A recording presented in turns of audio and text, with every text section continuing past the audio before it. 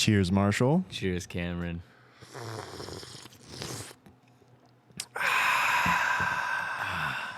Good morning.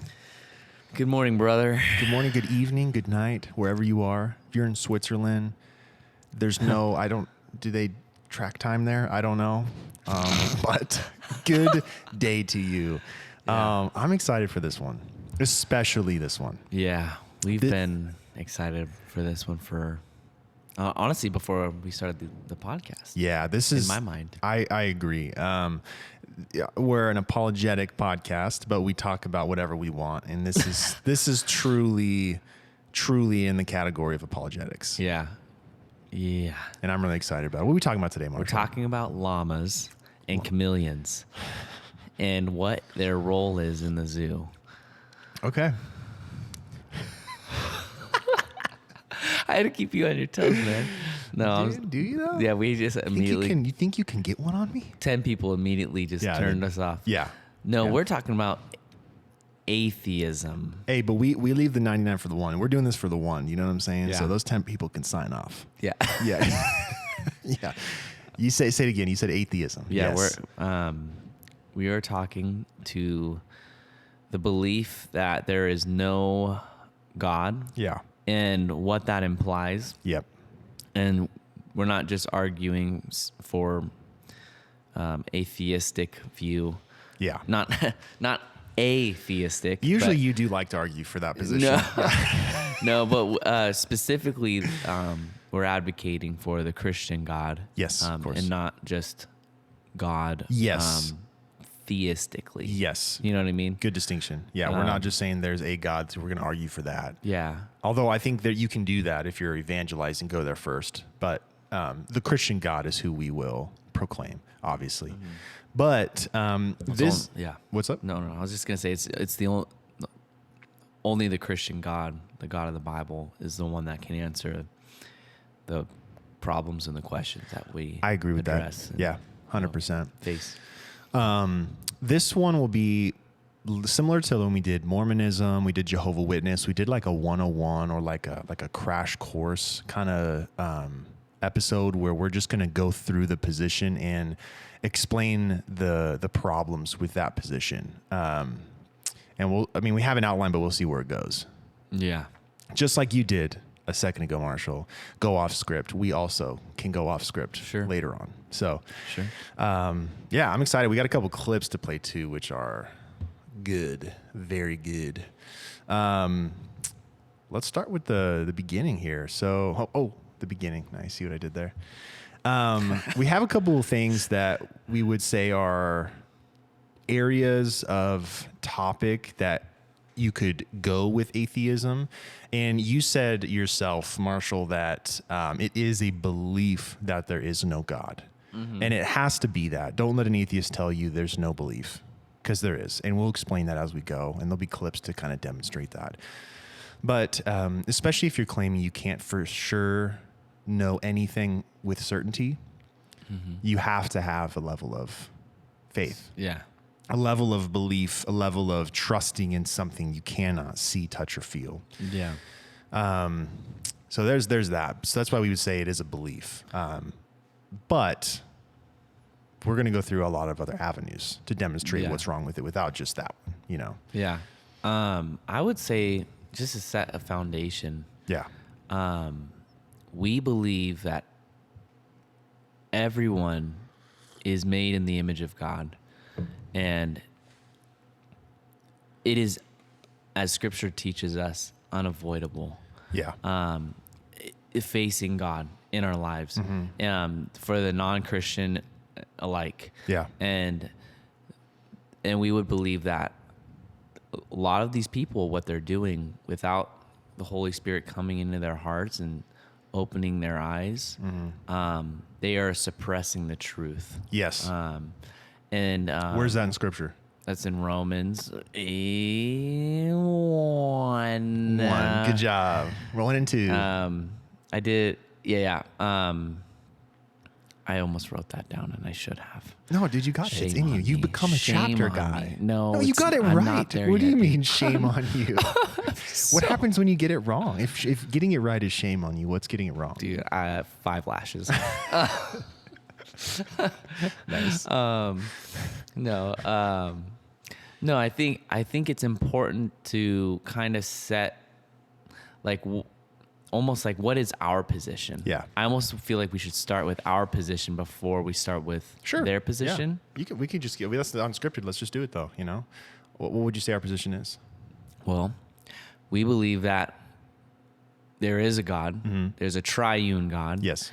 Who created all things. Yeah. He created us. He is an uncreated God. Yes. So they'll start there as well. He's eternal. Yeah. No beginning, no end. He's in time and he's out of time. Yep. He created the universe, and we would hold that he created the world in 6 days. Yeah, I mean, there's people who aren't young Earth creationists, Right. And I wouldn't argue with someone Right. who isn't, but I'm a young Earth Yeah, creationist. you and I are both Yeah. young Earth, and maybe we can talk That's a about fun that another topic time. too. Yeah. because there's some cool ideas for that. Dude, Yeah. that make a lot of sense.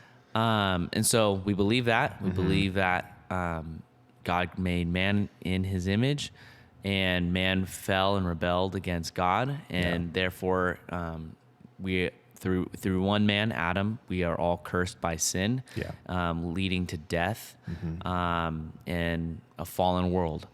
Christ came through that seed to bring restoration to this world and to offer salvation to those whom he pleases. And so, anyways, Yeah, and I think what you're getting at here, if I will just interject, you're getting at that we're going to go through the logic, the reasoning, the philosophy, but that doesn't save anybody. Christ saves people, and you can reason until you're red in the face. It's not going to save anybody. Right. It's only Christ's sovereign grace that comes upon a person and regenerates them to life. Right. And I guess that's more what the reason I was laying it out like that is because what I would argue for is there's nothing in my heart that wants to acknowledge the Creator. Yeah. You know what I mean? Like, without the work of the Holy Spirit, I can see, and We're enemies. We're enemies, and I want to rebel against the Creator. I want to question him. I want to doubt him. I want to say he's a mean baddie, without being redeemed by the Spirit. Yeah. Your nature. Right. But it's unavoidable. The issue is in his world. We are humans created. We are the creatures in his world. And there's a system and a nature to that world that he has created. And we're part of it. Yeah. And so what happens is there are those who love his world in the sense, not in the sinful worldliness sense, but in the his order. They love his world. Yeah. Does that make sense? Yeah, like they I would say, like, I'm referring to like believers. Yeah, okay. Like, I love his way of the way the world spins, because it reflects his brilliance. Yes. Yeah, it's his world. He created it. It's his painting. We love his art. Yes. I see it's his glory displayed, right? Yes. And I love that. But without the Spirit and without regeneration, I hate that. Yeah. I hate that, and I rebel against that. Or you worship the creation, right? Rather than Creator. Right. Which is you refuse to see it was painted by anybody. Yeah, it's just a painting that happened. Yeah. No one can ask why. Oh yeah. Well, yeah. You know what I mean? Yeah. There is no painter. Right. We can't do that with anything else, but this we can. Yeah. You know what I mean? Oh man. So all that to be said, I believe that that's the foundation for kind of where we're coming from. Yeah. And we believe that those who deny God's existence and deny God all in itself are suppressing that truth, and they actually know God. Yeah, that's getting into presuppositional apologetics. Yeah. And maybe we'll have like an apologetics episode in the future and explain the different avenues to do that. Yeah. People will disagree with that. Yeah, that's fine. Christians will disagree with that, Yeah. but I like them all personally. Me too. I think there's validity to every single one of them. Use all the techniques in my opinion. I don't think you have to limit yourself to one style of apologetics. Yeah. But I think when dealing with atheism specifically, you could go with the evidential route, kind of like Ken Ham. Yeah. Look at archaeology and look at, the things we found on Mount Everest or whatnot, But to me, that doesn't hold as much weight as the questions we're going to ask. Yeah. Regarding morality. Yeah. The laws of logic, induction. Yeah. All that stuff. Yeah. So, Yeah. anyways, let's get I didn't want to. No, that's a good start. Start with the gospel, dude. That's where I feel like it needs to start. And it's where it should always start. It's where it should always end. So I'm with you, man. I'm with you. That being said, the first one I think to go down is one that I like to think about, and this one to me kind of compares atheism with Mormonism a little bit. The idea is irreducible complexity in intelligent design.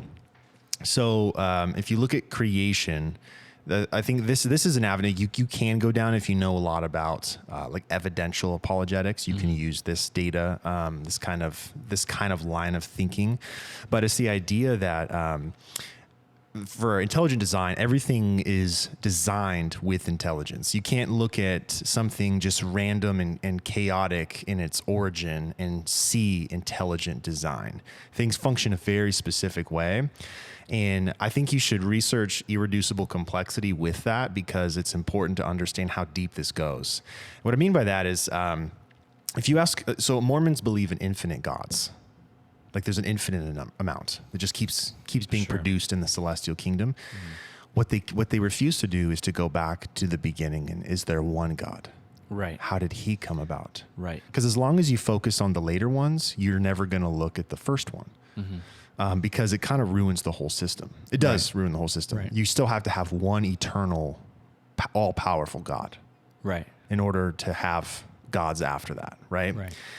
Now, in atheism, you have creation. You have a Big Bang, and we'll get into the Big Bang theory a little bit later on the episode. But when creation happened, if you look at this, like the smallest bit of matter, and it goes smaller, but we'll just look at an atom. Okay, here's some facts about the atom. An atom, it consists of a nucleus, which contains protons and neutrons and is surrounded by electrons. So a nucleus is held together by a strong nuclear force, and they sometimes call it nuclear glue. And without this mysterious force, the protons would repel each other due to their positive charges. So it's almost like a little mini planetary orbit. You have these protons and neutrons. Proton positively charged, neutron neutrally charged, and then electrons circling that. And they would repel each other if they were off by any or a wrong, the charge was not balanced, right? Sure. They would just completely Boing. boing. They wouldn't stay together. Yeah. It'd get yoinked. Do you know what I'm saying? Yeah. So the attraction of the electrons to the protons is what keeps the electrons in orbit around the nucleus. Now, that's just a really simple explanation. People spend their whole life studying particles like this. The point is that if you look at the smallest bit of matter, it's still more complex than a car or an airplane engine. You wouldn't look at something like an engine and go, that's just random. That's just chaos. Right. There's no order there. That the most basic level of creation, there is complexity. Right. And I like to think about what are the chances of an atom successfully forming, especially the first try, with sophistication and complexity. Is it even realistic to even consider? I kind of like to, when I've talked to people, like when I was evangelizing, I use the idea of like, imagine you have a mason jar and I put a Rubik's Cube inside of it, or I'll put 2 Rubik's Cubes. Let's just make it a little more complex, okay?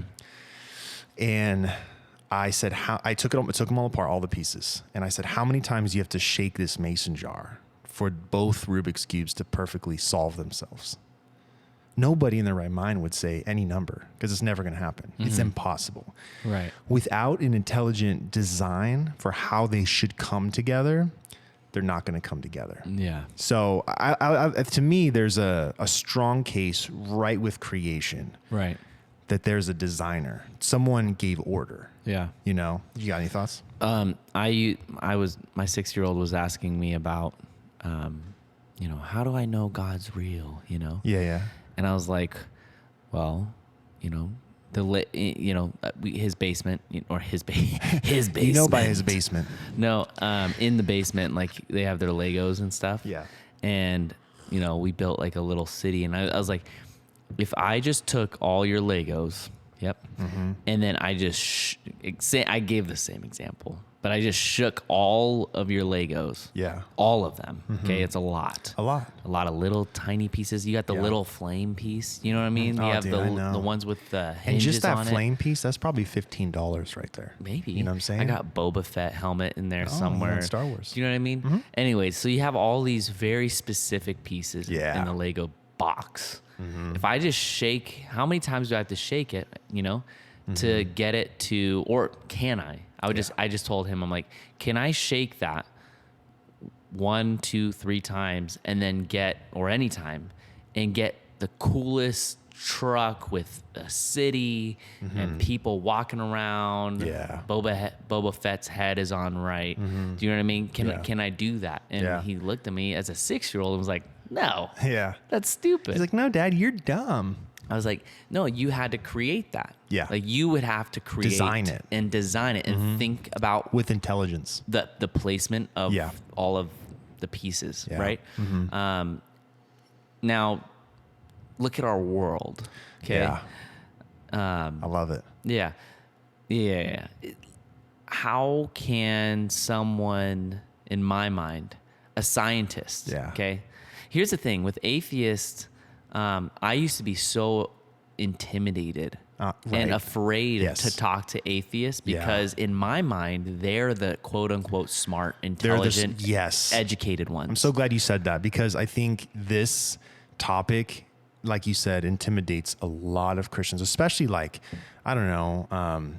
Christians that are more into devotion rather than apologetics. Sure. They're more into like personal growth and like discipleship in the sense of learning to love Christ and obey him better and more faithfully rather than the smarty pants intellectual apologetics and defense of the gospel.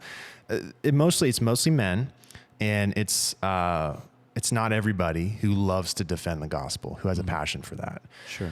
So I get the intimidation, and if you don't, that's why I think it's good to talk about their view in this, because it's going to show that there's actually much to talk about, and it's simpler than you think. And Simpler? yeah, is that what I said? I don't know what you said, but Simpler. yeah, I can tell. Yeah. Yeah, I just make up words. Sometimes I like to throw those in there just to see if you catch it, In my opinion, it's kind of like a Shrekian language. Like I know he's got words that we don't know. You know what I'm saying? Yeah. There's phrases Sure. that they didn't make the film, but he has them, you know? Yeah. So Yeah. I like to, in my eyes, that's what I'm doing. I'm channeling my Shrek. Like when he says ogres are like onions. Yeah, like, he's dude. not actually talking about an onion. No, not at all. Like, why would he be talking That's about an way onion? deeper than an onion. Way deeper. Yeah, for real. Sure. Okay. Keep going with what you're saying, though. Oh, no. I would just say I used to be really intimidated by the atheists because they were the educated ones that went to college, became professors, studied science, knew all about protons and neutrons and atoms. And I'm like, wait a second, neutron? You mean Jimmy Neutron? that's what Is I'm that saying. What you're talking about? Well, that's exactly what comes to mind when I think I'm like, of I know neutron. Brain blast. Yeah. Sheen, Carl. I remember. I mean, I always pictured the atheist with the black cloak. Whoa, really? And the British, the deep British voice, which is almost sophisticated. Yeah, sophisticated. Yes. Huge library. You've never said it that way, yeah. but now you're impersonating an English, a British atheist. I hear it. It's like Christopher Hitchens, a little bit. Oh, I see what you're saying. Yeah. But I wasn't doing that on purpose. That's a good debate to watch is Doug Wilson and Christopher Hitchens. Yeah. That was great. And at the end, they debated a lot of times. They had a whole tour of debates. Lifelong friends. Christopher Hitchens died. But before he died, he did make a claim, and he changed his view, and he said Christianity is good for the world and we need it. Yeah, because they actually wrote a book together called entitled Is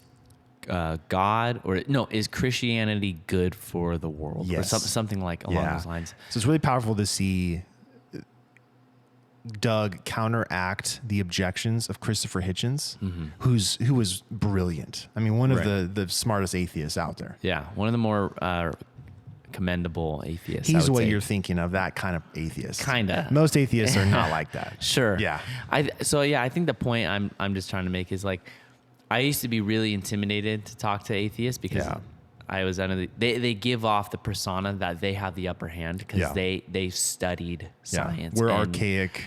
Dummies. Right.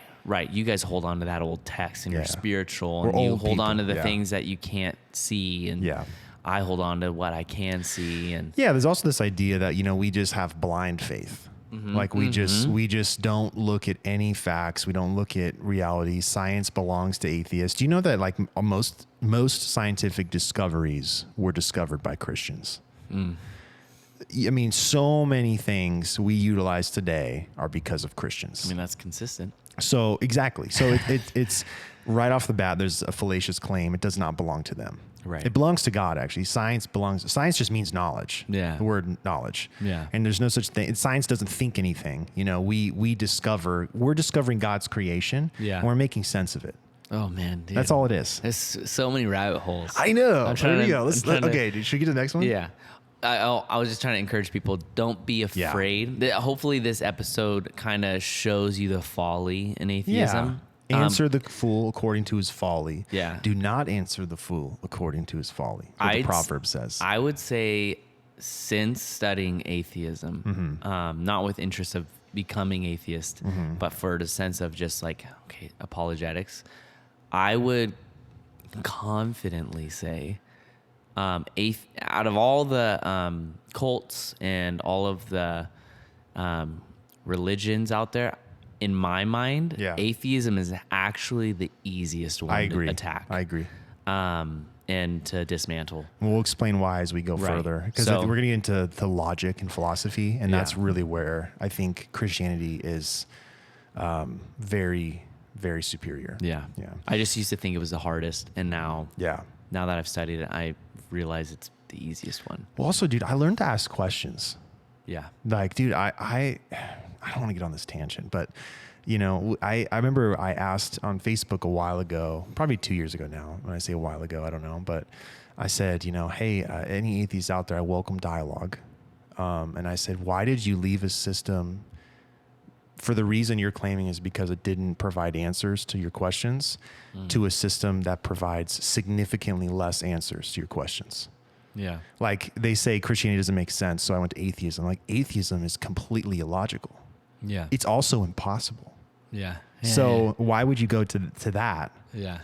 And so we had some dialogue, and I just kept asking why says who, these questions like, they're like, oh, this. And I'm like, yeah, but why does that matter? Like, who cares? Yeah. And just like hearing them try and come up with an answer. And eventually they just stopped talking. It was very respectful. It was old friends of mine from high school and stuff. And I love those guys. But I was like, yeah, man, I don't think you've thought through this. It doesn't work, Yeah. But we'll get into that because we're getting to laws of logic here. Yeah, and this is where it gets fun. Cool. So laws of logic, these are the preconditions for intelligibility. And I'll just name the three that we're going to focus on. And I don't know if there's more, but these are the three I know about. It's the law of non-contradiction, the law of excluded middle, and the law of identity. So let me define those. Law of non-contradiction, this would be two contradictory statements cannot both be true at the same time. An example of this would be me saying, I'm mute, therefore I do not speak. That doesn't work because I'm speaking, but I'm saying I'm mute, therefore I can't. Or the phrase, ready? Absolute truth does not exist. That's an absolute statement saying that absolutes don't exist. Right. And we'll get into that later too. The definition for the law of excluded middle, this would be, there's two truth values. There's true and there's false. There's no in between. There's not this, Gray area. yeah. There's not this gray area of where it just, there is no true or false. Like things, it's like, man, I don't want to dive too deep into this until we get there, but I think about it like, this does touch relativism, that one a lot. And we'll get into relativism here shortly, but it's kind of the idea of like, let's say you have a camera in your garage and you have an incident take place. Someone breaks in, they try to steal something, you catch them and you guys have a confrontation. You know, you both go to the judge and you're explaining the situation before the law. And you're saying, hey, he broke in, he's trying to steal something. The guy's saying, no, I thought it was my house and I was trying to disarm. Then you attacked me, right? Right. They're both not right. There is a real thing that happened. Mm-hmm. And then someone might be lying. Someone might be remembering wrongly. Someone might be misrepresenting. But there is something that happened and that is true. And then there's things that they say happened that didn't and that is false. The camera would show the objective reality to that. Right. So there's not this gray area, like you said. For the law of identity, pretty simple here. This one's just, think of math. 2 is always 2, 3 is always 3. And something I like to think about too is that we did not create numerical value.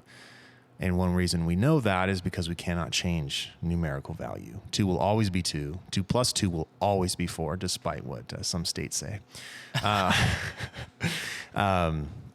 Those things are immaterial, real things. You cannot touch, taste, feel, perceive, but they're real. Numbers are real. Numerical value is real, and it's outside of ourselves. We did not create it. We discovered it. Mm-hmm. But those are the laws of logic. So using the laws of logic, there's many areas where atheism fall apart. Mm-hmm. Marshall, any thoughts? No, I think, cool. Yeah, that's good. Okay, do you think it was good? Just like here's the definitions that we can use those moving forward. Yeah. Okay. Yeah, because I'm trying. I kind of want to get. Yeah. To the meat of it. Yeah. You want to get to the meat of it. I know there's a lot of foundation laying here. Yeah. I feel like, but this is good. This is good. A lot of big language, but yeah. It's just try and track with us. Yeah. Don't be intimidated by those big words. Two things that oppose each other can't both be right. There's only one truth value, true or false, and 2 is always 2. There you go. Yeah. Simplified. Yeah. Absolute truth and relativism. This is where it gets fun. Yeah. And in my opinion, relativism is a huge enemy of the Christian faith. Especially today. Always Always has been. Yes. But especially today. We are so relativistic in our culture and we don't even realize it. It's insane. I've had full-on conversations that really blow my mind that I had them.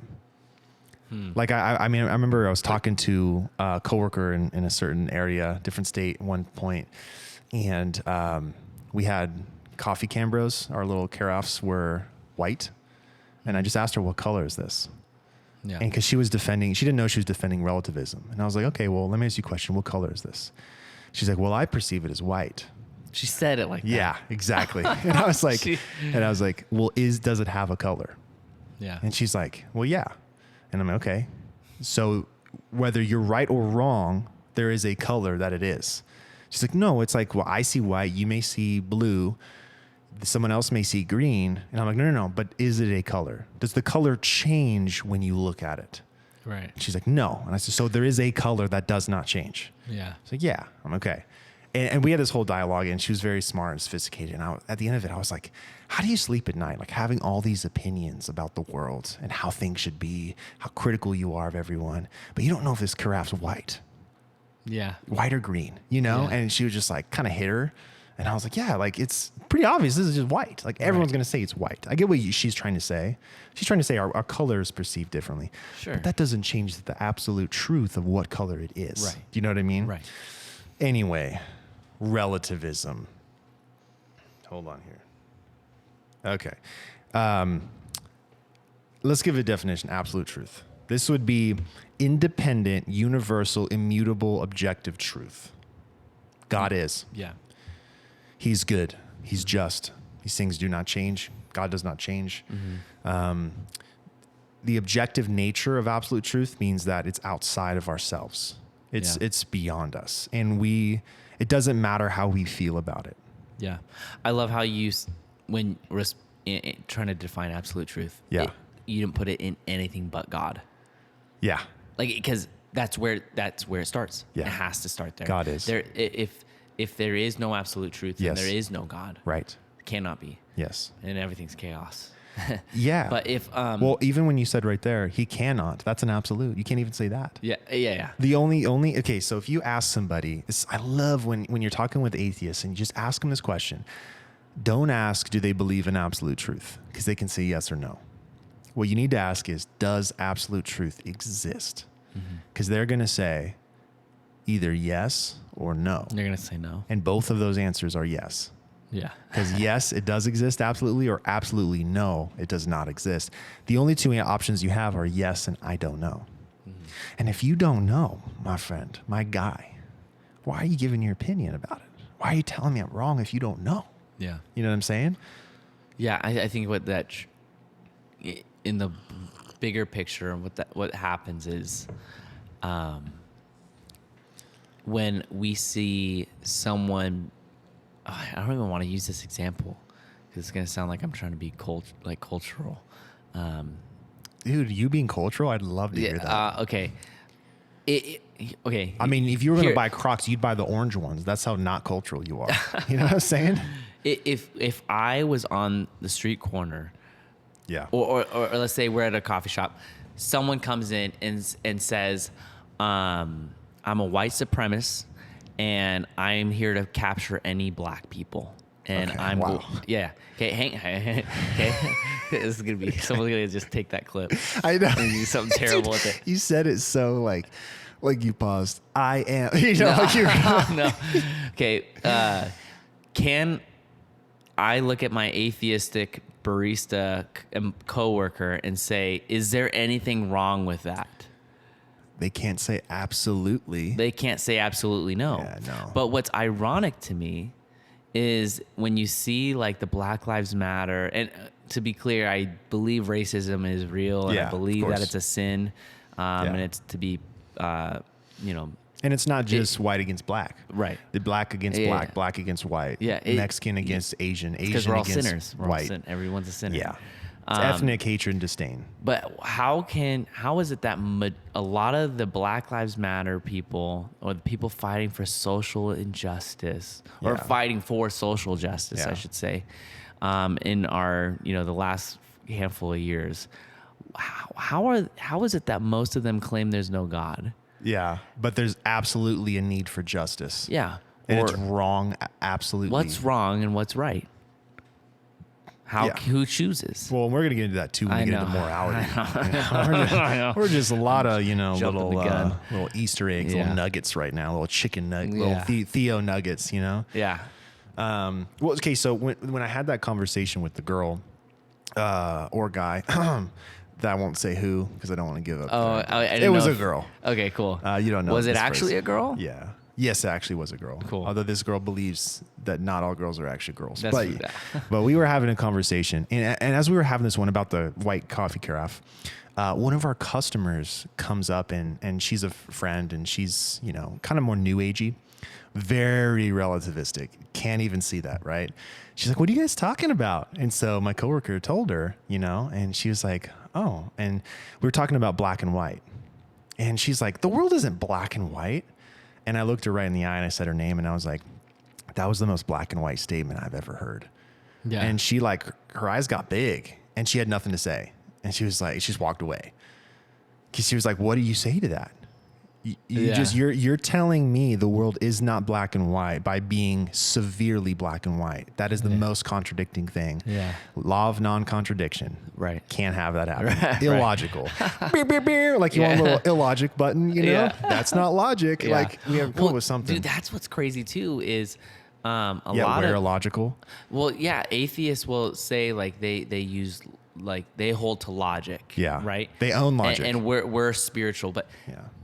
ask an atheist what is logic? What is logic? What is it? Hey, hold on. Where did it come from? Yeah. Because did you create it? Did we? Yeah. If we created it, we can just alter it. You know, like the non-contradiction can just be contradiction. Yeah. Then who's to say I'm not being logical? 2 equals 3 now.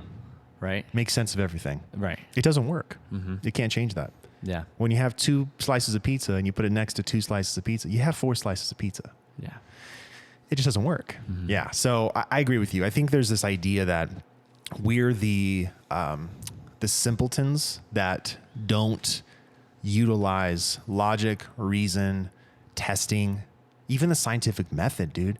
I found more Christians are more into the scientific method than atheists. Yeah. They're more just like, hey, science says. Like, dude, science doesn't say anything. Use the scientific method and do studies and research. Yeah. You'll get a whole lot of different variety of opinions. And you can talk about those opinions and come up with conclusions using your own worldviews. But it doesn't say anything for you. Yeah. We say things. Yeah.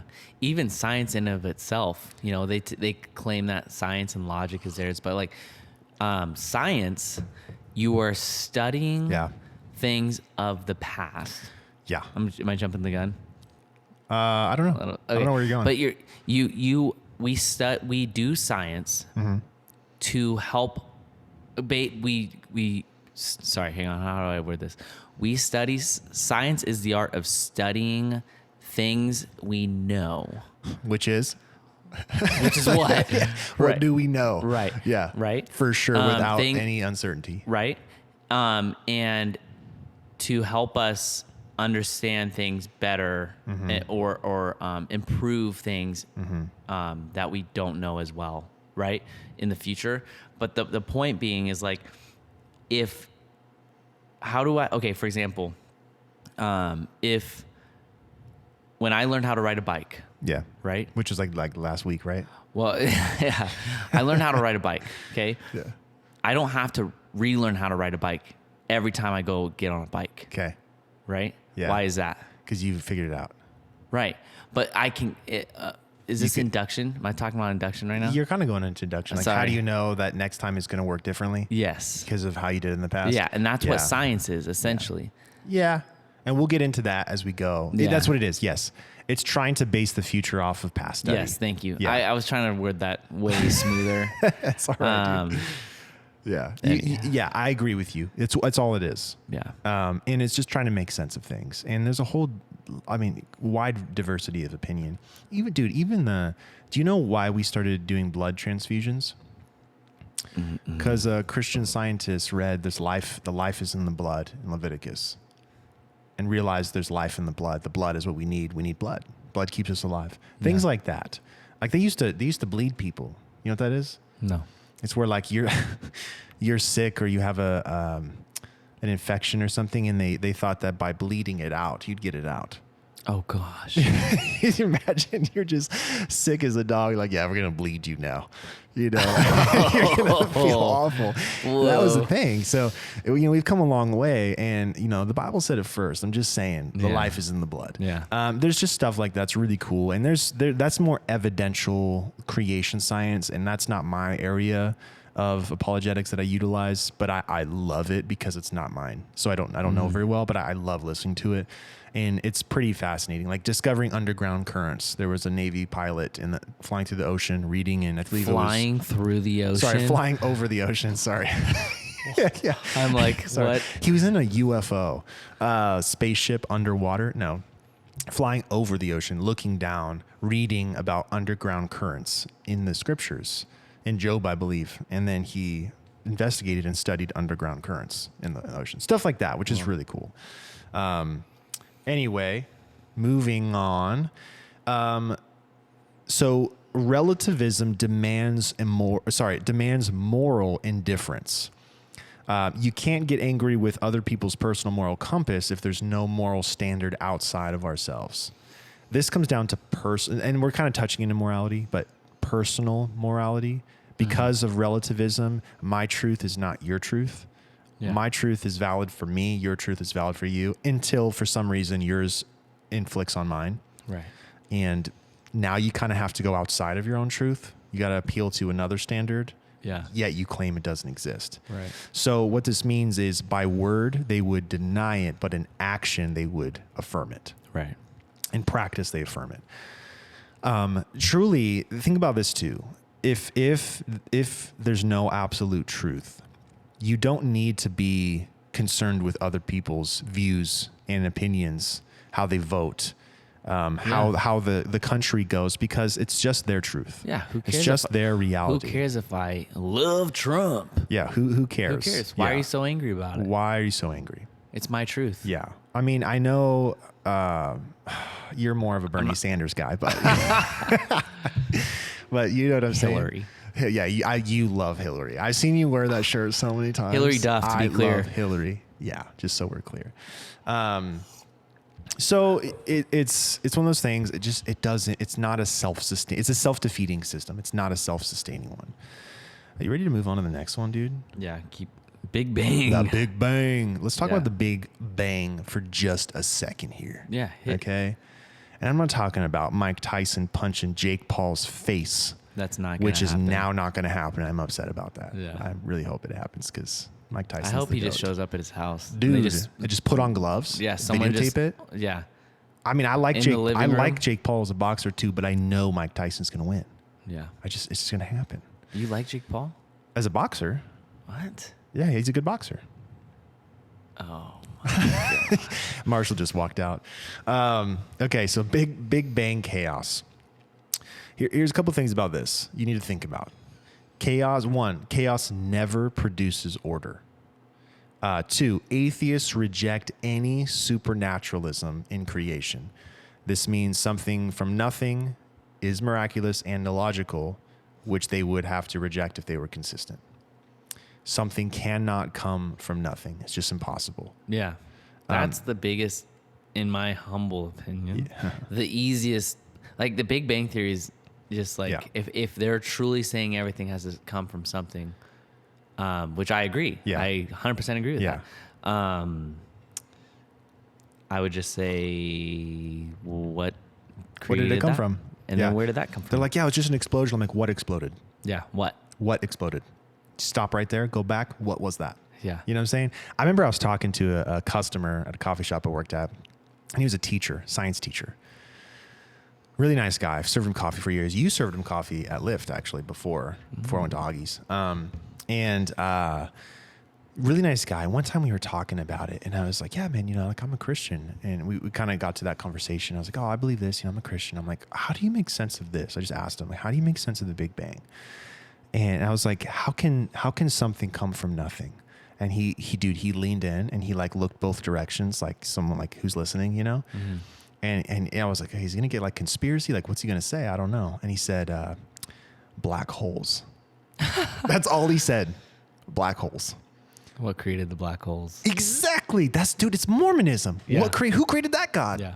How far back can we just Yeah. go? Who's going to tell us that there's a beginning? Yeah.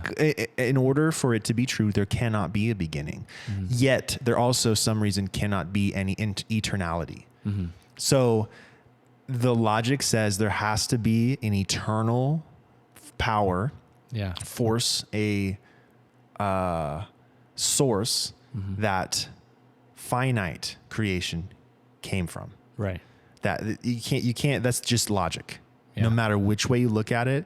Another way to do this is cause and effect. Yeah.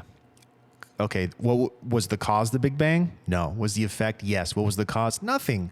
That doesn't make sense. Right.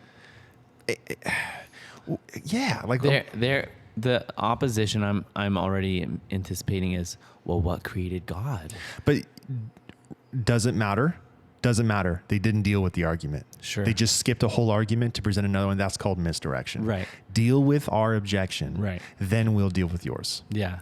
No matter what, you have to have logically eternal, all powerful, creating mortal, not all powerful. Right. You just have to have creator creation distinction. Right. You can't have creation. It's like saying, we kind of brought up earlier, if I showed you this, the most marvelous painting you could possibly think of, and they're like, oh man, this is so good. Who painted it? I'm like, that's the thing, man. Nobody. Right? Yeah. Then we go on this this drive. I'm showing you these beautiful houses. We're going to Solvang, right? We're seeing all the Dutch stuff. Okay. Yeah. And you're like, dude, this city is fire. It slaps, right? It's good. It's cool. It's not on fire. It's not on fire. Sorry. It's a good city. It's beautiful. And you're like, dude, who created this city? Who built it? Who established it? I'm like, dude, nobody did. It just was here. Yeah. It's always been. I'd get out of the car. You'd be like, this guy's insane. Yeah. So you can't do that with anything else. Yet somehow when you come to creation, you have to have it. Even Joe Rogan himself, who used to be hostile to Christianity, said this on his podcast a while ago. Atheism works if you accept this one miracle that nothing came or something came from nothing. Mm-hmm. That's the only way it works. Yeah. Without it, now you have to affirm a God. Mm-hmm. And now you have to deal with which God is the true God. The way of getting out of that is just saying there is no God. We don't know. Don't look at it. Yeah. Yeah. It's wild. It's not very scientific. Not at all. Do you know what I mean? Yeah. They want to study the creation instead of rather trying to find the source of the creator. Yes. Do you know what I mean? The source of yeah. the creation. Yes. They're like, let's just figure out where creation is going. Yeah. Rather than where did it all come from? And they'll, and I guess it's not entirely true. I guess a lot of people will, project and say, the earth has been around for billions of years. Mm-hmm. And, do they say brother after that? Not many of them. No. Okay. No. But, uniformity of nature. Yeah. Yeah. Well, also I want to say too, and how this affects your view of morality. We're chemical fizz. We're cosmic broccoli. Those are terms I've heard used that I think are perfect in understanding our position. What's wrong with me fizzing on another piece of creation? If all we are is stardust or cosmic broccoli, right? We're just happenstance. I like that one. What matter if broccoli bumps into broccoli? When you get a bag of broccoli at the store, you don't care if they bump into each other. Yeah. But, you care about moral actions all of a sudden, but we're just cosmic broccoli. Yeah. That's all we are. We're just fizzing at each other. Mm-hmm. And if we're just fizzing at each other, it shouldn't matter if some of my fizz gets on your fizz. Like, it's just fizz. Mm-hmm. Who cares? In the grand scheme of things, it doesn't matter. Yeah. Your grandpa was a fish. Yes. Yeah. Literally. Yeah. I'm not joking. Literally my grandpa. How did you know that? Have you seen Big Fish? No. But yeah, in their worldview, we evolved from dust. Well, no. Well, not even dust. No, not even dust. There's different theories, but I've heard the stardust. Or fish, or stardust. Yeah. Or cosmic broccoli.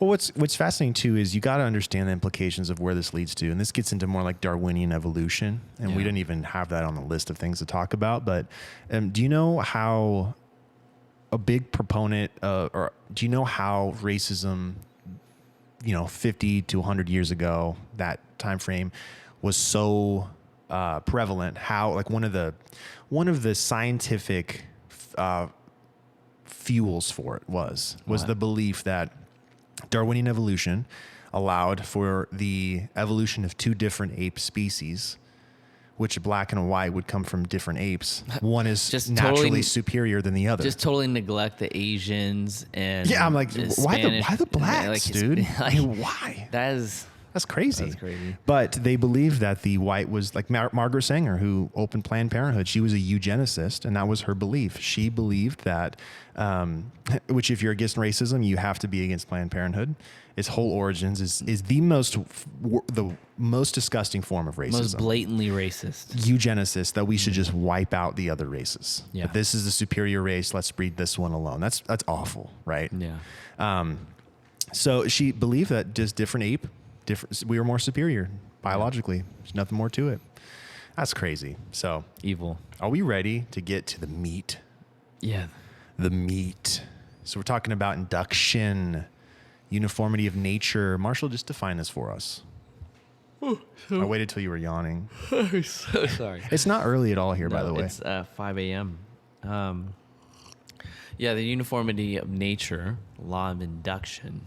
It kind of goes back to like well, for example, what did I do this morning?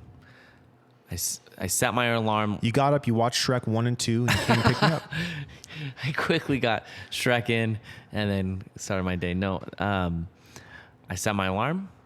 My alarm went off, turned it off, and I knew it would turn off when I pressed the button. Yeah.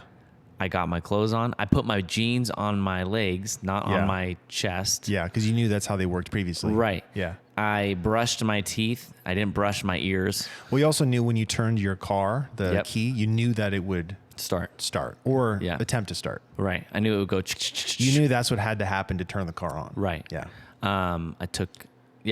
I knew that it's summer, so the sun is going to come out a little bit earlier than it does in the winter. Mm-hmm. So he wore short shorts and flip flops. Yeah, exactly. It's knowing or being able to look at the past and know that the future will be like the past. Yeah. The sun will rise and the sun will set. And if you think about nature, do things change? Yeah. They do change. Mm-hmm. So you really don't know if it'll be the same. Sure. You just have to trust that it will. Right. I am a hopeful and assuming that gravity doesn't change. Oh yeah. Do you know what I mean? Yeah. No one, I don't know any atheist that gets up out of bed and kind of just like, oh, maybe today. Yeah, maybe we'll float away. But also, like, dude, I mean, think about it. If you make a plan for a year later, you trust that a whole year is going to go by and you're going to be able to do that plan. Right. That's a lot of hope. That's a lot of trust, a lot of faith. Yeah. You know, like planning a vacation or something like that. Yes, you have to trust, and you will get a world of pushback on this from atheists. So we're gonna play a clip, and this clip, you need to listen to this debate. There's a handful of debates. Listen to Jeff Durbin debate. Any debate he's in, any Jeff Durbin debate. In my opinion, he is the best example today of a faithful pastor who's just defending the gospel in a variety of different worldviews. Yeah. He's good. James White. I mean, there's been other debaters that are great. There's a lot out there, actually. There's a ton. But Jeff Durbin is really good, and he is very good with atheism specifically. He's very good at it. Yeah. And this debate is actually not with... Jeff Durbin's there, but this part is not him. It's a guy named Cy 10 Brugengate. And good friend of Jeff's. We love all those guys. I've been spiritually fed by them, so they're heroes and giants of mine. Not Nephilim giants, heroes giants. You know what I'm saying? Right. Or baseball giants, just heroes giants. Got it. But here's the clip to kind of show, talking to a very intellectual atheist, and the atheist position in this debate is actually that Christianity is bad for the world. Yeah. So it's not just, does God exist, debating that. He's debating, should we even allow it to exist, kind of thing. Here's a clip from that. Oh, dang it. Sorry, I did this every time. Come on, man. One day I'll learn. One day. Okay, here we go. Could you be wrong about everything you said tonight? I do not believe I am wrong. That's not my question. My yes or no? level. You see, this is what the problem is, Si. You deal with absolutes. Confidence I believe it's true because I have confidence that it's true. I have confidence that Sean's So you have faith, Bruce? Bruce, you have faith? Yeah, it's confidence. Bruce, it's not you have faith. Can I answer? I do not have faith. Bruce doesn't have faith. He doesn't have faith. He has confidence. Confidence. Confide from the Latin, with faith. I love the music at the end. Dude. Well, I remember the first time I watched that debate. Oh my goodness. I was just like, dude, he destroyed him. Yeah. And intellectually just pummeled his whole position. Yeah. To you see it on his face too. You see it happen. You got to watch that. Just Jeff Durbin, Cy 10 Brugengate debate. It should come up on YouTube. It's like I think 3 guys versus 3 on 3. Yeah. And you know, you're kind of like, all right, this debate is kind of going back and forth. Like, there's some good points. I think the Christians are winning. But when it gets to this point, and this atheist just relies on confidence, and when you go to the word, what does confidence mean? Latin confide, like he says, with faith. When you see him do that, it was like, I don't know how to explain it. Like, what movie have we seen that was just like blew your mind? Shrek the Third. Dude, when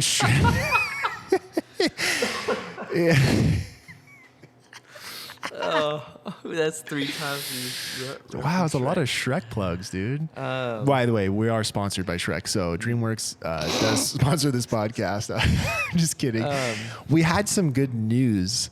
Shrek made the number one watched movie on Netflix last month. It was number one. We take credit for that. We take credit for that. You guys did actually, it. you guys. You shared this did enough. that. We know DreamWorks got this. I know they tried to email that doesn't exist of ours. Yeah. And Shrek made it to number one. So I feel like we did that. We did that Yeah. for sure. Yeah. No. Well, I think even with the whole point of that video, like you see the atheist, I don't know his name, but he is like insisting that he does not have faith. Yeah. He refuses, and To everything accept in the his title. He every fiber in his being is saying no, I don't have faith. Yeah. I use logic, I use reasoning, and so he goes to say, I don't have faith, I have confidence. Yeah. In whatever view he's trying to uphold.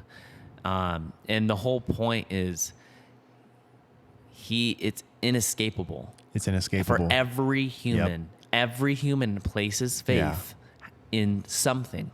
Yeah. And so that was the point that Sai was making is, sure, you can call it confidence, but you're saying the same thing that I'm saying. Yeah.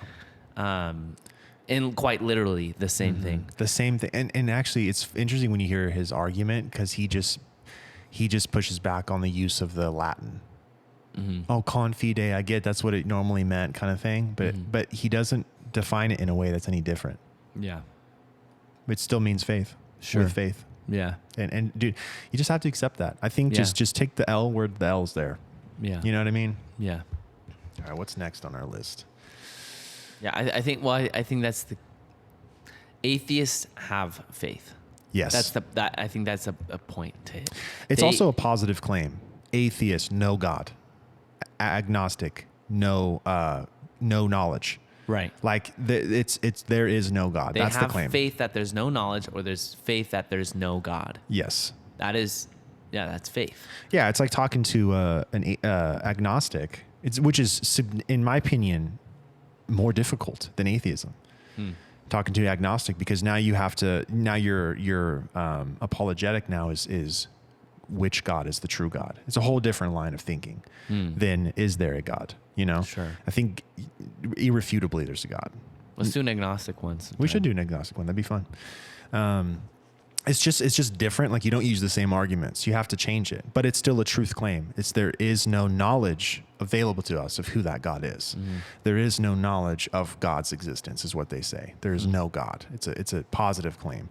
That's why we can refute it. That's actually not the only reason why we can refute it, because it's interesting that if there's no God, then why do they care? Right. Why should it matter? Yeah. And we're about to get into it. But if there's no truth, why does it matter? You know what I mean? Why does anything matter? Like what is value? Like you gotta answer these questions. You know. But getting into the next one, transcendental truth and morality. This is where I go if I'm talking to an atheist. And a lot of the questions we've been asking are kind of prodding at this idea. Here's what I would say about it. Transcendental meaning that it comes from above and without. It does not come from within. It's not created by us. Truth and morality are from the bottom up, or are not from the bottom up, but from the top down. It comes from God. Yes. And then given to us. Yes. Yeah. Yeah. It's outside of ourselves. We are appealing to it. Right. For morality. We look up and see what it says, what it is. Then we apply it to our lives. We don't reach down and draw up from what's in us. Also, the term cultural conversation, which is going to come up later here soon, very shortly. Slam dunk, dude. Yeah. It's a slam dunk. This one's good too. I'm not just talking about the video. When I've talked to atheists and they bring up, and I haven't quite heard it said word in cultural conversation, but they'll say like, it's just whatever, kind of back to what we were saying earlier. It's like everyone's truth is their own truth. Yeah. Like the relativism. But then when they say like, it's whatever culture, kind of gives the thumbs up to. Yeah. That's what's good. Yeah. It's the stipulation of men. Right. It's people coming together and deciding what's moral. Mm-hmm. What's interesting about that? What's the issue with that? What isn't the issue with that? Let me see what my notes are, because I want to see if I should skip ahead or go through. But yeah, let's read a couple more things. Yeah, we'll come back. So good and evil.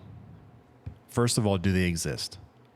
Second of all, they depend upon the existence of an objective and transcendental morality, a standard that's outside of us. Now, if morality is invented by men and it depends upon the larger majority, from where do we draw from to charge our current cultural moral standard with error? Does that make sense? Mm-hmm. So I in my notes here, I have, think slavery or cannibalism. In the times of slavery in America, okay? If that's, first of all, why the majority? Why does a majority matter? Right? If it's just, Sure. Is it 51%? Yeah. Says who? Is it 52%? Yeah. Exactly. Who gets to define these things? Yeah. But let's just say 80% believe black people deserve to be slaves and they're less than human. They're subhuman. Does that make it good? Does it make it moral? Right. And you have to say, because that's the definition of what morality is, yes. Yeah. That would make it moral. Not if you're a Christian. You can say, no, there's a moral standard outside of what the majority says here. Even if the whole world is against God, I'd be against the whole world, And it's the Christian worldview that ended slavery. Amen. Yes, it is. Amen. So, was not the atheist one. Right. Even the whole idea of like we're all created equal. We have inherent rights. Right. That is by design. Right. God-given rights. Unalienable rights. Right. So I talked, I remember I talked with my one of my previous bosses, good friend now, really, really awesome guy. We had a lot of debates and he would often be the one to want to talk about it. He was an atheist. That's awesome. And so he would just be like, what are we talking about today? We'd have like a topic and we just have a full on dialogue while we're working and driving together and stuff. And it was really fun, man. I got him to admit that it'd be fine for his daughter to smoke crack because there's nothing wrong with it and he should pursue pleasure. And, it's fine. There's nothing wrong with it because of his worldview, He's trying to be consistent. Yeah. And we just not actually think that. He doesn't actually think that. I know. And he laughed when he said it because he knows. And I just teased him now. I'm like, listen, man, I'm never going to let you live that down. Yeah. I know you wouldn't be okay with that. But if it brings her joy, you got to do it. Why not? Yeah. But we had a lot of debates about this. And I asked him the question, so majority says what's moral. Okay.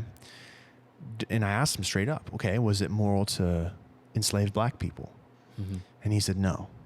And I was like, really? It's a minority vote there. Actually, the true position would be it was moral. Yeah. Now it's not. Yeah. Truly, it was. Yeah. Now it's not. That has to be his position. But he said no. And I said, if the majority creates morality and the majority said it's moral, how is it not moral? Yeah. And he said, well, we can, we get perspective with time. And I'm but like, in that time. Well, also exactly. But my question was, if you went back into the day, if you time traveled, would it be moral? Right. He would have to say yes. Yeah. Have to say yes. There is no accepting another answer. Let me ask you this. Yeah. I don't know if you got to ask him this, but is he for like the transgender LGBTQ? We did get into that. Okay. Is he for it? He is. Oh yeah, but light. He's okay with. He wants kids to be able to do what they want to do. Okay. But I straight up asked him. I took that to the extreme, and I would say it's actually not extreme anymore. It's normal. Sure. I said, okay, if a kid comes to school and says he's a lizard. Yeah. And it's so interesting, man, because he watches a lot of CNN. And he doesn't think that this is a real thing. I was like, if he comes to school and says he's a lizard, can I treat him like a lizard? Yeah. Can I put him in a cage and sell him on a shelf? Yeah. Can I do that? You know, Feed 'em bugs, crickets. that's how I treat lizards. Yeah. I don't give them rights. Yeah. I don't care how they feel. Well, I mean, if you're a pet, yeah, I'd care. I'd treat an animal It with kind of respect. depends on the kind of lizard. I would totally care for Is a it a lizard, cool but lizard? I don't like lizards. I don't like Yeah, reptiles. that's what I'm saying. Is it a cool lizard? Is it a chameleon? Chameleon? It might Dude, be a full chameleon. Full circle. What do you mean? I said, you asked me what we're talking about today. I said llamas and chameleons. Are they good for the zoo? Goodness. This is Inception right now. I got to fit llamas in This somehow. is where the camera. Where's Ashton Kutcher, dude? That was pretty good. That was pretty good. No, Yeah. Okay. And he straight up said, he's like, "Oh, that's not a thing."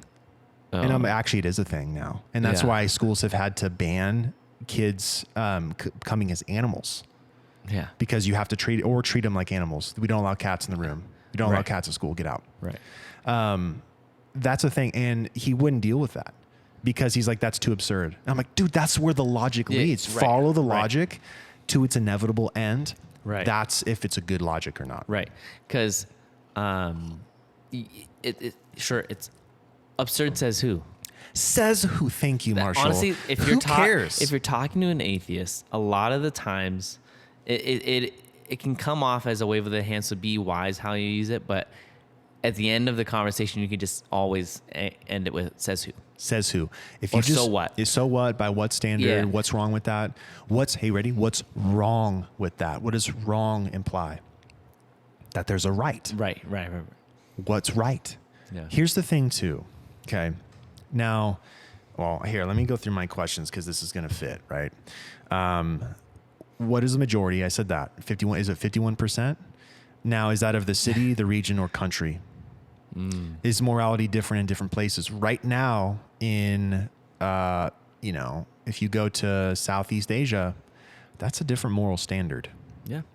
There's a whole sex slave industry. Yep. There's cannibalism. That's just part of the culture. If you go to a cannibalistic tribe, the majority of the tribe says it's moral.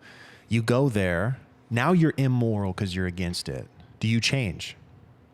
Do you adopt cannibalism? I guess I got to eat someone. Or are you just that, Western American going to other cultures and try and change them? You know what I'm saying? Yeah. Well, dude, you know what's interesting? I was talking to I don't know if this person's an atheist, undecided, I think I undeclared. know who you're talking about. Go ahead. Yeah. Anyways, but I brought up because she mentioned how she was like, well, I just don't get Christians did the Crusades and Christopher Columbus came over here in the name of Christ and executed mass genocide on the Native Americans, and they thought that they were barbaric and imposed their Christian worldview onto the Native Indians, And I just kind of paused, like, look, here's the thing. I don't know too much about the Crusades. I don't know even that much about what you just described. Yeah. However, let me just ask you this. I can't remember where in Ohio. I learned this from Haunted Cosmos. Oh, let's hear Okay. it. Let's hear it. In Ohio, there is a park. Okay. You can find it. the I've mound? actually looked. The mound? Yes. I looked it up on Google Maps and you can see it. It's really cool. Yeah, I've seen it. But it's essentially this mound. It's a huge mound in the shape of a serpent. Yeah. Okay. And it's essentially what they found underneath this serpent mound is what I think it's called, serpent mound. Anyways, human remains.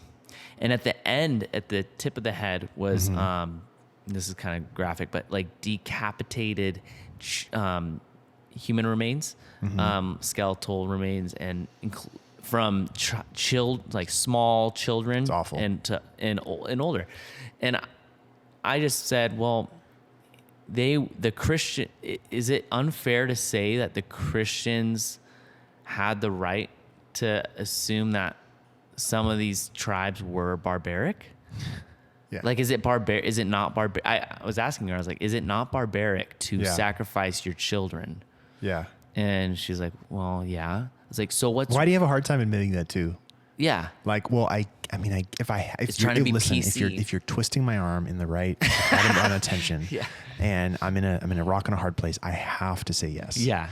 It's like, no, of course it is. Yeah. Just say it. I think people are trying to be so PC, and I'm like, look, that's evil. That's evil. It's evil. But what is that? The Christian, it's good for the Christian worldview to come. That's the gospel. It's the light. Well, also, I would just, even before you do that, like, so what?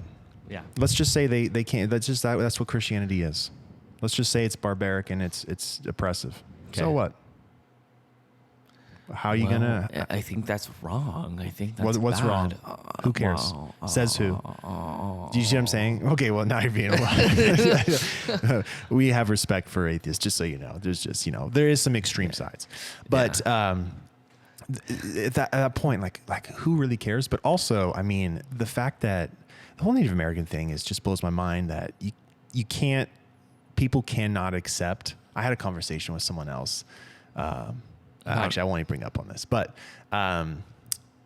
not every tribe was civilized. Yeah. There were tribes that took over other tribes. There was war before the white men got here, So if you have a problem saying that, you're just being dishonest. And do you know why? Because sin. Oh, yeah, for sure. Sin. Absolutely. That's what humans are without Christ. Yeah. That's are where we are in we're Christ too all- right now. You know what I'm saying? I'm still a sinner, but there's a final day to deal with that. So when I was talking to, my previous employer, we talked about this. At one point I asked him straight up. So right now there's a majority. Right now there's a moral standard. Okay.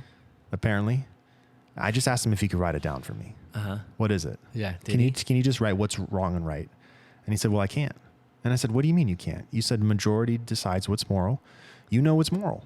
Because if you didn't know and you must know what the majority is. And you must know what the majority. If you're saying it, there is a majority. Yes, because if there was because if there wasn't a moral majority right now and you didn't know what it was, how could you speak against anything. Immorality? Yeah.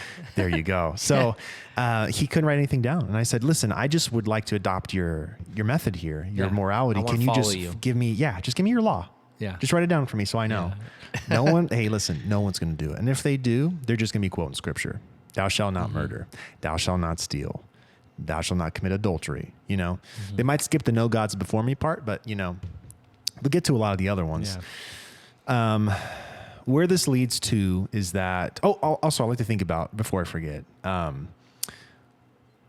there had to have been, according to atheists, a first moral standard. Where did that come from? The Big Bang. Well, let's just say we're, half ape cavemen. Yeah. What was the first, where would he draw from to be inspired for any sort of moral code? Like, where does he look? Because right and wrong don't exist yet. Because there's no majority, there's no moral code, there just is. Yeah. Now, when he says, don't kill wife, don't kill girl, woman, right? Yeah. When he says that, why would he say that? What is he drawing from to say this is how it should be? Right. There is no should be. Yeah. And let's say there's 5 people. How do 3 decide against 2? What should be done? Yeah. You have to avoid a whole idea of drawing from a transcendental objectivity. Right. That is irrefutable. It's there. Yeah. Without objective, transcendental morality and truth, there's nothing to draw from. It's just make it up as you go. It's just Cheerios or cornflakes. Yeah. Should we kill XYZ? Cheerios or cornflakes? I'm going Cheerios. Yes, let's do it. Yeah. Do you see what I'm saying? That's all it is. And I know that sounds like a gross twisting of, but that's just what it is. Where it follows. That's just if you examine it to its full capacity and what it is, that's what it is. In my opinion, it's honest. Something to think about too. Beauty and human value do not exist without transcendental truth. Nothing is truly beautiful. Otherwise, humans truly don't have value outside of biological function within the chaos of nature. You actually see this come out there's a debate between Ken Ham and Bill Nye the Science Guy. By the way, Bill Nye is not Jesus. a good guy. I watched him a lot as a kid, and when I saw this debate, I was disturbed. So bummed. He's a bitter man. Yeah. Really, really dark guy. Disney didn't pay him enough or something. And he has to admit, because Ken Ham asked him a question, because they're debating as they're walking through the Ark exhibit in Kentucky. And there's all these children who are there excited to hear this conversation. I'm sure there's some atheist kids and there's a lot of Christian kids, and they're like, they love Ken Ham and this is a good dialogue, and, you know, see a debate. They're walking through looking at scientific facts. And besides his piety and his condescension the entire time, there gets to a place where Ken Ham asks him a question, and he says, can you tell me what the value is of all these children that are listening to this right now? And he says their value is to reproduce. That's their purpose. That's what makes them valuable. Yeah. And I just got to think like, wow, what a shame for all the infertile women out there, because they don't matter. Yeah. They have no value. They have no purpose. They have no function. They should, and according to Bill Nye, you should just kill them off. Yeah. Why have them?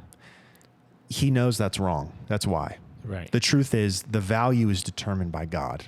We don't determine the value, which brings me to the next part of this. This is a good thought experiment. If we can determine the value of an object, we are inherently more valuable than what we are determining the value of. And this reflects that we make ourselves gods in our own eyes. First commandment, there shall be no other gods before me. When you determine the value of a diamond, the fact that you can say what it is means you're worth more than what it is. Right. What's the value of humans? Who decides that? Does God or do we? If we decide that, then now it's just piety. Yeah. Now it's just I'm better, I'm superior than everyone else around me. I get to determine everyone's value. Slavery is justified at that point. Yeah, you know, why not? Yeah. But if God determines that we're all created equal in the image of God, he determines that. Who are we to stand before and say, actually, this is the value? You know? So I just like to think of stuff about that. You ready for the clip? Yeah, play the clip. Oh my goodness, this debate. Wow. So This one was a doozy, This was a dunk. a slam dunky, best dunky since Doney. You know what I'm saying? All right, you ready? Yeah. Honestly, could not script this any better. I work with murderers and pedophiles all the time. I have a least favorite pedophile. Are they wrong? He's very annoying. Yes, they are absolutely wrong. Or they are technically intersubjectively wrong. So they're not absolutely wrong. No, because it's all a conversation. So the debate's over, friends. They are intersubjectively wrong. So you admit, Mr. Anderson, that they are not absolutely wrong. The Green River Killer is not absolutely wrong. Ted Bundy is not absolutely wrong. Child rapists are not absolutely wrong. And you came to debate that your worldview provides a foundation for ethics? Yes, the humanist perspective does provide a foundation for ethics because, again, rape is wrong, murder is wrong, according to the cultural conversation that we are all of which a part. That's brutal. I kept the that's brutal part in there. Did you hear it when he said it? That is absolutely wrong. Mm-hmm. And he said, well, actually, technically, it's intersubjectively. Because he knows it. He knows it is absolutely wrong. But his worldview can't allow for that. He's trying to be consistent. He's being consistent. As best as he can. Yeah. He can't. To me, that was just such a... It's just those kind of conversations are so profound to me because it has taken the worldview as something that is very, in my opinion, harmful, destructive, and sinful, and exposing it for what it is by bringing it to the light. Yeah. Yeah, those things, all the Green River killing, Ted Bundy, all this, that's not wrong. Mm-hmm. If there is no wrong, it's not wrong. Yeah. And let me ask you a question. In 50 years, if it becomes right, will you just declare wholeheartedly and debate that it's right? No. No, you won't. Why? Because it's evil. Because there's a standard. Transcendental truth. There's a transcendental truth, exactly. Yeah. I think also something that I was listening to, what's his name? A debate between Greg Bonson and Eddie Tabash. Mm-hmm. Eddie Tabash is an atheist, and he's talking, and Eddie Tabash, his I think it was his mother and his father, I believe. He's Jewish, and his both his parents died in the Holocaust, I think both of them died in the Holocaust. Anyways. But he goes, which is terrible. Yeah. But he's debating Greg Bonson, and I think it was one of his first debates. This is a while back, like maybe back in the 80s or early 90s. And he is, it's sad, but he is angry towards God. He's angry towards him. Yeah. And he's making all of these complaints, and most of his argument in this specific debate is emotional, in the sense of making an emotional plea or argument against God, saying God is, how could there be a God if my parents died in the Holocaust? Yeah. And it's like, who's to say the Holocaust was bad? Right. What's wrong with that if there isn't a God? If there's no God. Because there's a God, you can mourn. Exactly. Yeah. And so I think it's really interesting when, like, a lot of atheists I hear take their complaints to, like, they're bitter towards God. Which is interesting because they're not bitter at the Hindu gods. They're not bitter at the Buddha. Right. Or Allah. Or even Allah for some reason. Yeah. They're bitter at Jesus. Yeah. Isn't that? The I just Christian find God. that interesting. Yeah. You can go into a place, man. You could have all your Hindu stuff on. You're doing Kriya yoga, dude. You're just flashing your Kundalini stuff, man. And people are like, oh, hey, that's cool, man. You're just into what you're into, dude. You wear a shirt that says Jesus is Lord. They're like, get out of here. Dude, I have a family friend that lives out here, and he was an atheist for a very long time. Yeah. And he ended up coming to Christ.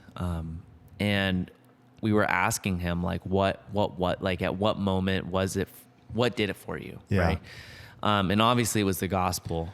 Yeah. But he noticed, one of the things he noticed, because he was a hard skeptic. Yeah. Like, his wife was a Christian, and he just thought it was just dumb. Yeah.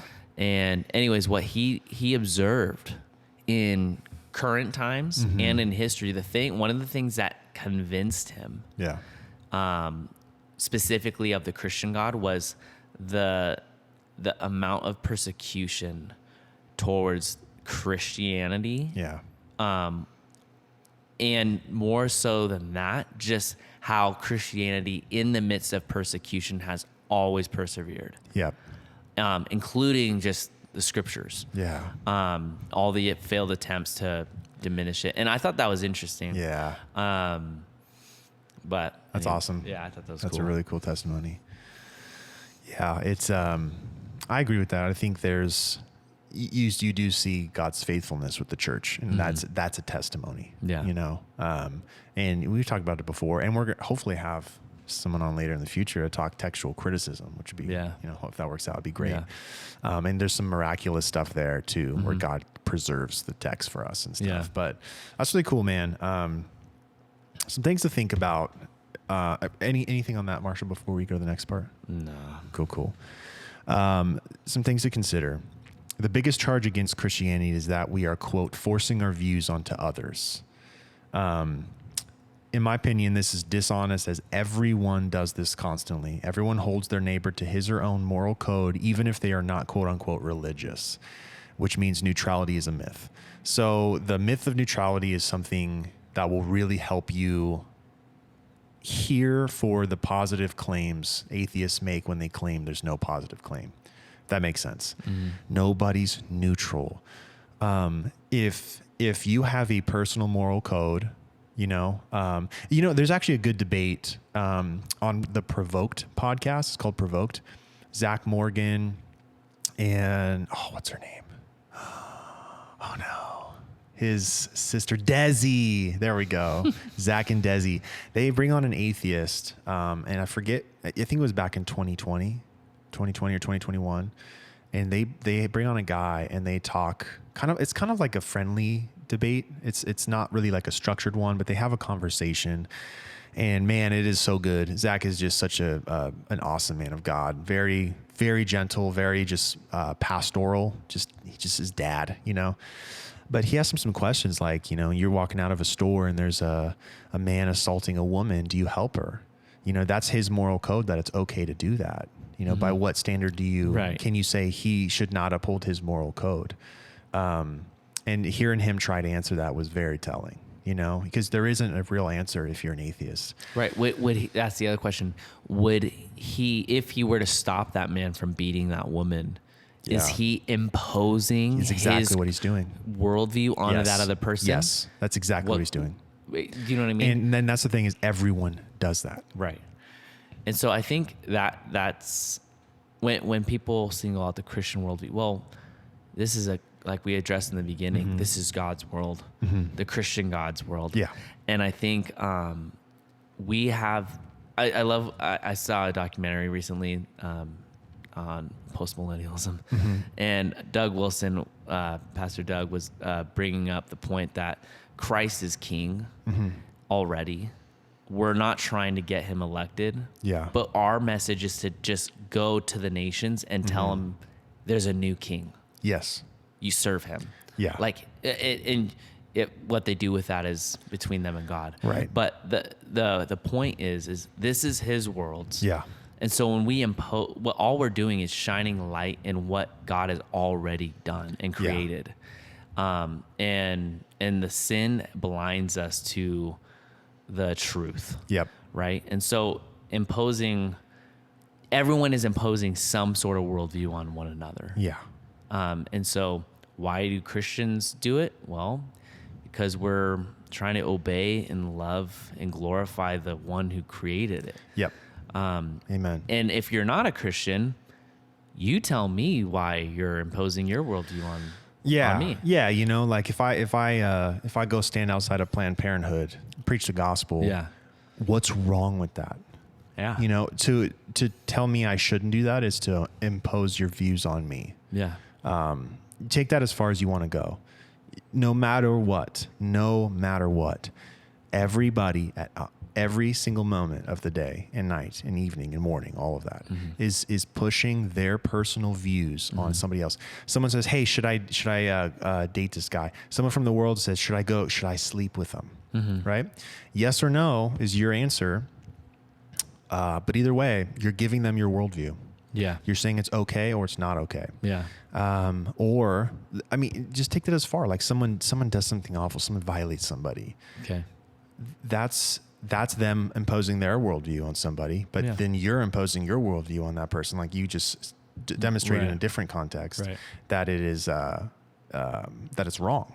Right. You're always going to impose. When the way someone votes, you're going to say they shouldn't vote that way. That's a moral ought. If you have a moral ought, you have a moral standard. If you have a moral standard, it's objective. It's not subjective. Right. Otherwise, that's how morality changes, and you have to have things like that happen. Yeah. You know, like what you brought up Planned Parenthood. It's like a lot of the, what about those who are raped?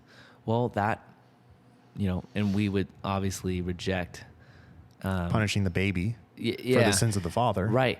But the point is like in their worldview, the atheist worldview, what's wrong with the rapist? Yeah. He's doing what is natural and what he thinks is good. And unfortunately now with some like secular streams of psychology, it's extremely natural and just who he is. Yeah. And he needs to accept that. You know what I mean? No. But we don't think like that because we know. We recognize that person being the victim of that is made in the image of God. And there's justice. There's an ought there of how to treat somebody. There's justice that needs to be upheld. taken. Yeah, upheld. Amen. So reasoning with logic cannot save a sinner from the throes of death. Only Christ can. And we kind of talked about this a lot throughout this. And then some questions to ask when talking to atheists, honestly, just ask these. Why? Says who? By what standard? And how do you know that? What's wrong with that? Those questions, I found a lot of successful dialogue by just asking questions. Yeah. And what do you mean? What do you mean by that? How do you know that for sure? Says who? What's wrong? What's truly wrong with that? Why is that okay? And oftentimes we feel like we get backed into a corner, but if you ask those questions, it's a disarming way to actually be on the offense. Also, what you do is if you, Greg Bonson says this, if you let them do most of the talking, Give them a rope. You give them a rope to hang themselves with. Yeah. They will trap themselves. Yeah. You let them talk. Let them talk.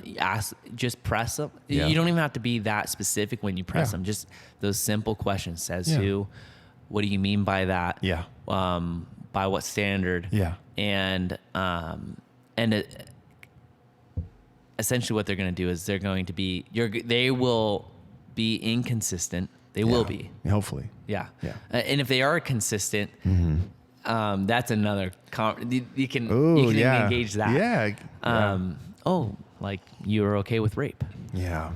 Well, I have to be because we're all fish. Yeah. Cosmic broccoli. Yeah. Well, evolved fish, but yeah. Sure. Yeah. Marshall, do you want to read the promise today? Yeah. Dude, read that promise. Oh, did you want to quote from the chapter too? Well, I was thinking of starting in there, but we're here, dude. We're at the end. Oh, dang. I'll say this. Read Acts chapter 17. Yeah. Essentially what you see is Paul is in Athens. And Athens was where philosophy just took off. Okay. It's kind of like the hub in the day where philosophy, the most, well-respected philosophers came from was in Athens. There's a lot of Hellenistic worship too, right? Yes. And so you see Paul is there waiting for his some other brothers in Christ to come and join him on the mission field. And he's walking around and he observes, I'm paraphrasing right now. My Bible wouldn't load, but he's essentially observing all of the idolatry going on in the city. And he notices there's he's basically, the Holy Spirit provokes him.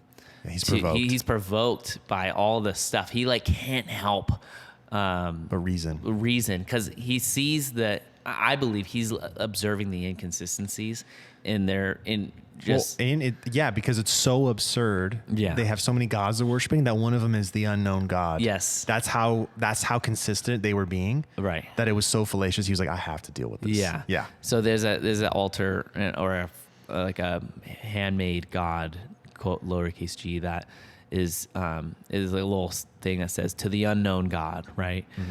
And it says he reasons with them. Yeah. He starts with, and they mocked him for the resurrection. I thought this was interesting.